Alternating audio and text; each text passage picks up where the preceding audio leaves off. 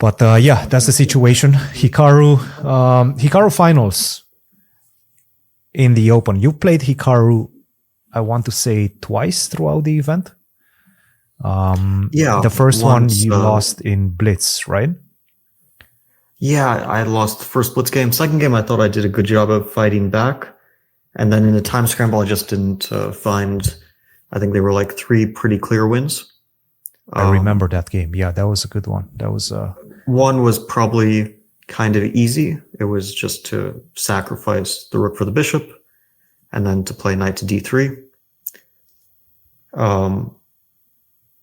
But it works with the king on g8, not on g7, because on g7 he has like queen c2 and then knight to, or queen to b1. I remember where white's king is, and then knight to b2, queen takes b2 is with check. But with the king on g8, there's no such thing. So I didn't realize that at the moment. I was also like we were both getting that mode where we were just kind of, blitzing moves, which for him made sense. For me, made a bit less sense, because with 10 seconds, I maybe should have paused for like a second. I don't think you had 10 seconds at that point.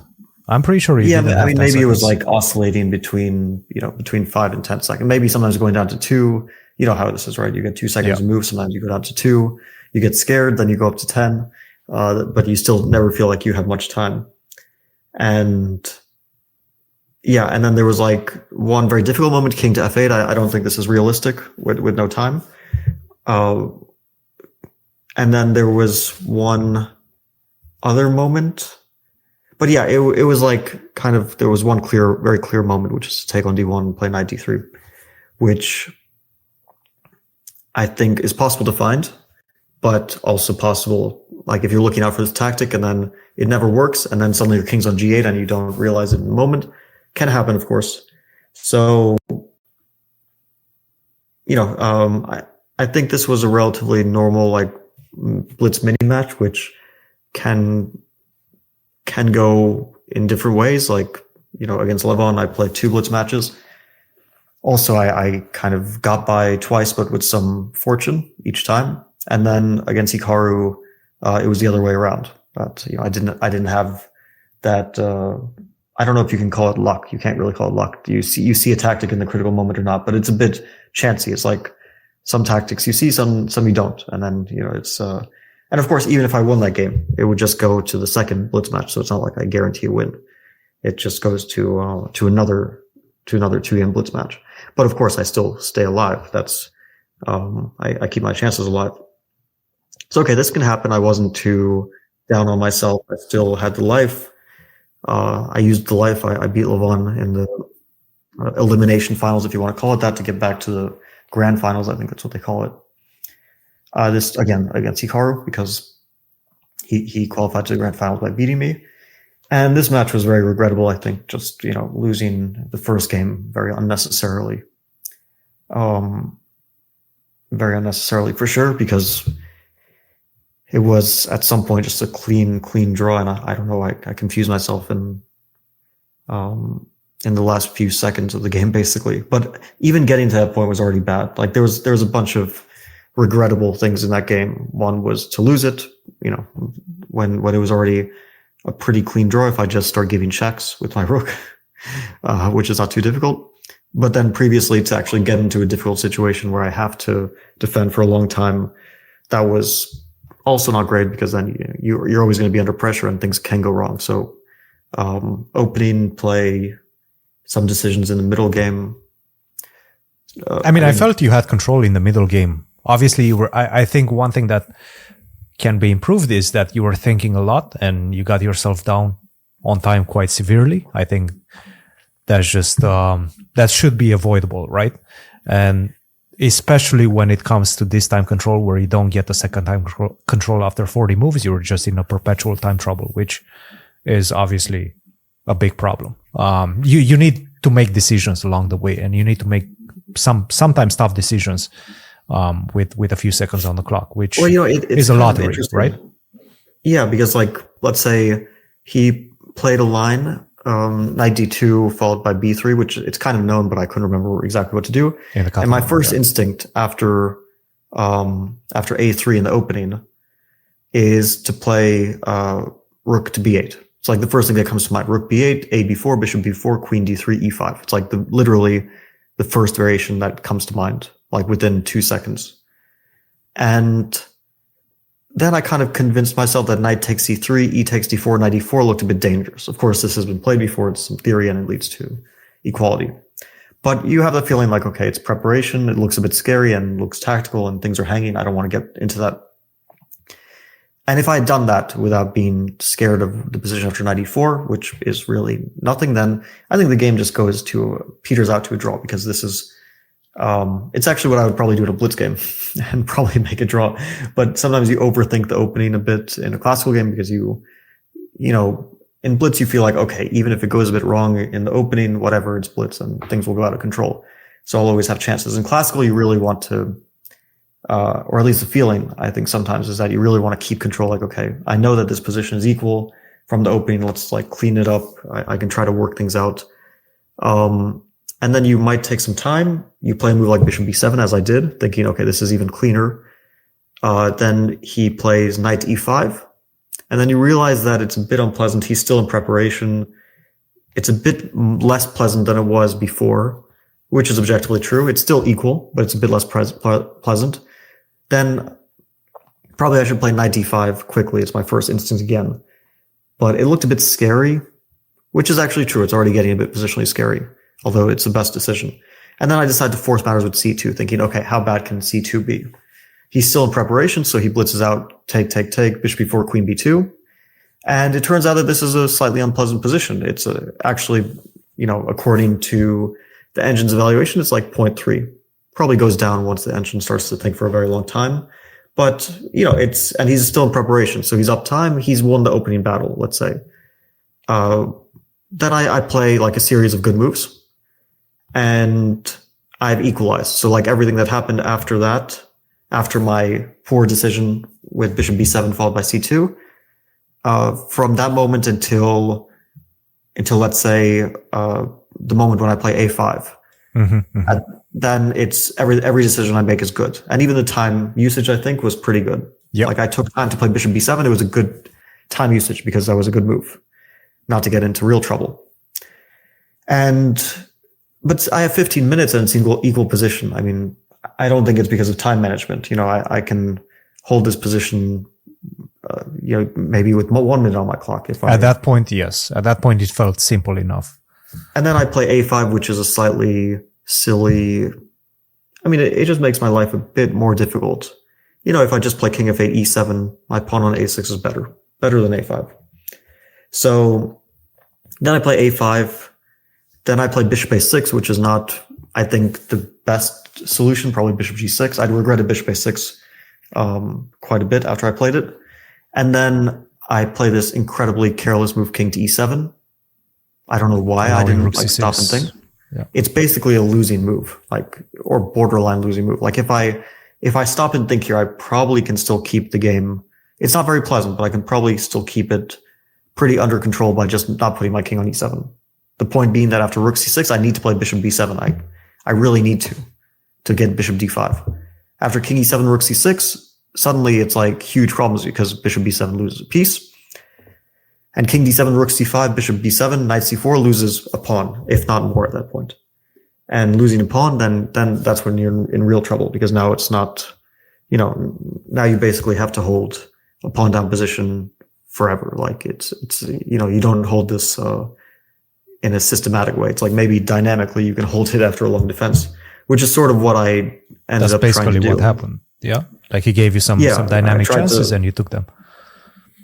Yeah. And then it was a draw. So, and then, you know, but of course it's not ideal to put yourself in that situation where you have 2 minutes and you have to find one path to a draw. I think in this case, it wasn't too difficult, the path. So I should have found it, but still, it was a series of like small things, and then I think 2 big moments: king to e7.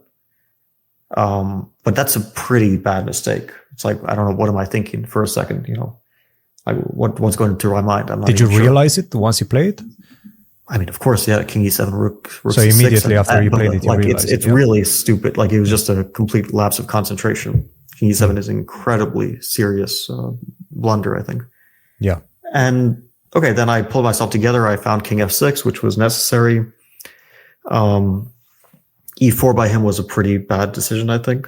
And then he let me back into the game. His technique was also not really like the best for a while.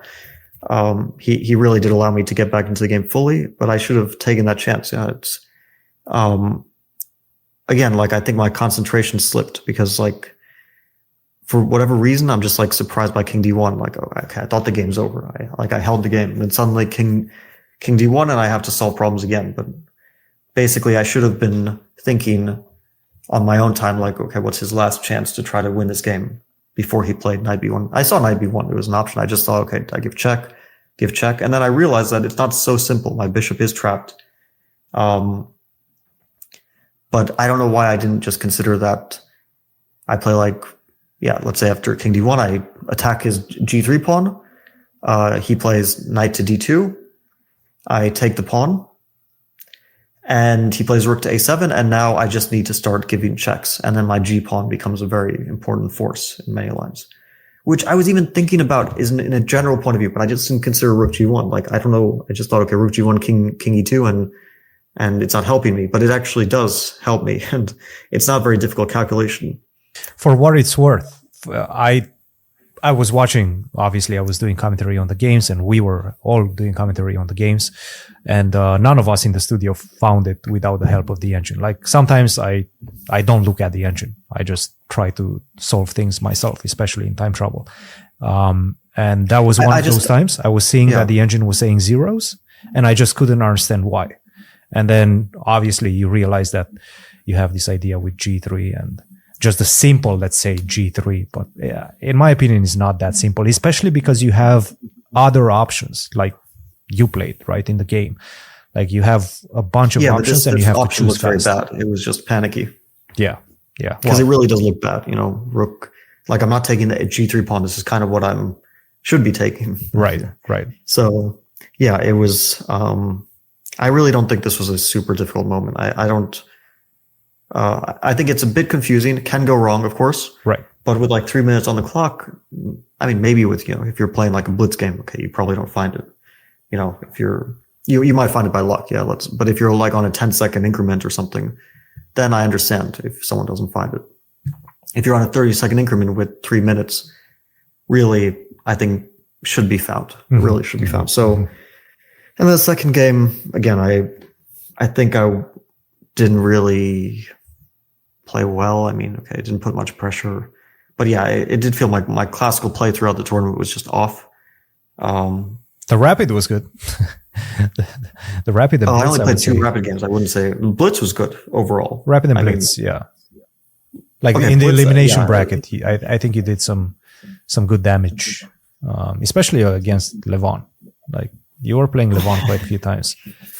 No, but like when I look back on it, although I got to the final, I think my match against Ray in classical was not very good. In blitz was not very good. It's just a bit lucky. Against Levon in classical, not the worst, but okay, getting into trouble in the second game so unnecessarily when he just wanted to draw basically. He was just like trying to make a draw from the opening. Was like so shaky. And then with white, I actually thought it was a pretty fun game. It was a very difficult game, but probably the best game I played in classical there. Against Hikaru, the classical games in the first match were kind of non-eventful. But with white, not spectacular at all. Like overall, I would say my classical was at a pretty, either from uninspired to just poor, like between that range, uninspired and poor, somewhere in the middle. And is it also because of the format? Because this felt like throughout the event was a problem in classical. Not a lot of people and not a lot of players were taking risks, especially in the open. Like in the women's, we've seen some decisive results. In the open, I think we've seen 2 decisive results in the whole tournament, which was a bit underwhelming, right? Okay, it happens. Yeah. But it must be because of the format, right?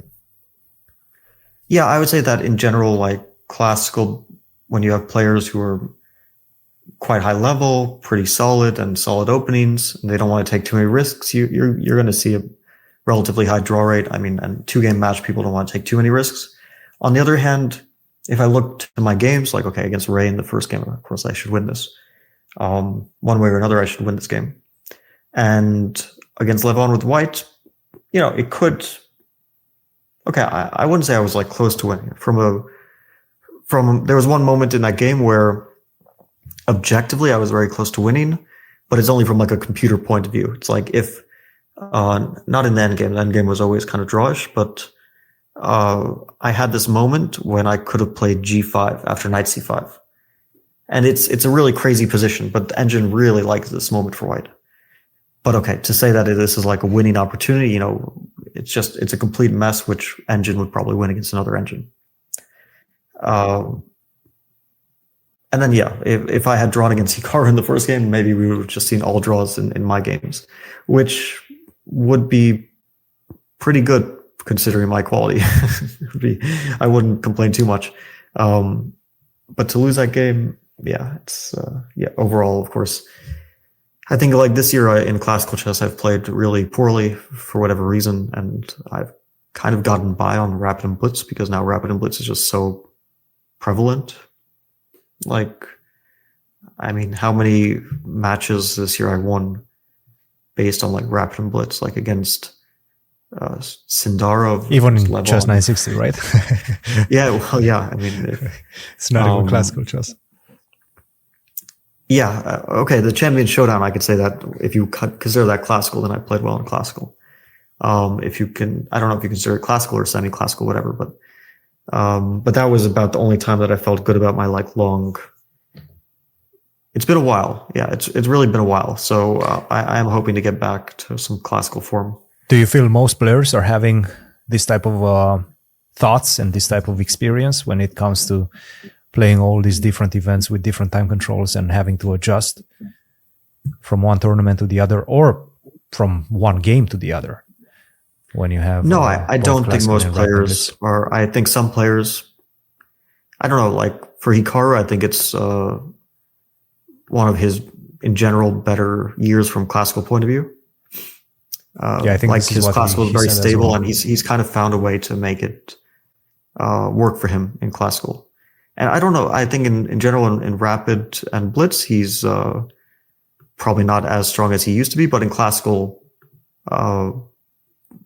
he's definitely like found some sort of groove that works for him very, very well.